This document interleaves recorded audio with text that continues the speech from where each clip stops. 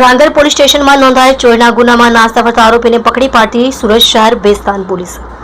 મહેરબાન police commissioner સાહેબ શ્રી સુરત શહેર તથા અધિક પોલીસ કમિશનર સાહેબ શ્રી સેક્ટર 2 સુરત શહેર તથા નાયબ પોલીસ કમિશનર સાહેબ શ્રી ઝોન 6 તથા મદદનીશ પોલીસ કમિશનર સાહેબ શ્રી આઈ ડિવિઝન સુરત શહેર નાઓની તેમજ police inspector Shri VL Patel સાહેબ તથા police inspector Shri VM Desai સાહેબ નાઓની સૂચના અને માર્ગદર્શન મુજબ સર્વેલન્સ સ્ટાફના પોલીસ ઇન્સ્પેક્ટર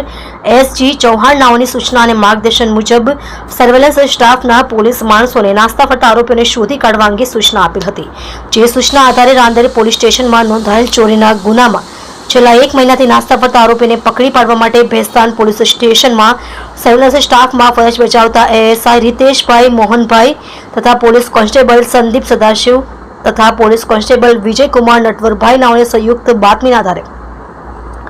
આરોપી નામે આમીનુર ફેપોક ઇબ્રાહિમ શાહ ઉંમર વર્ષ 22 ધંધો નોકરી રહે બી ઘર નંબર 5 રૂમ નંબર 10 માં ભેસ્તાન આવાસ ડિંડોલી સુરત મૂળ રહે મેસલા જિલ્લો જલગાંવ મહારાષ્ટ્ર નાનો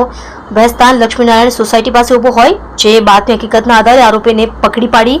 કાયદેસરની કાર્યવાહી કરી પ્રશંસનીય કામગીરી કરેલ છે.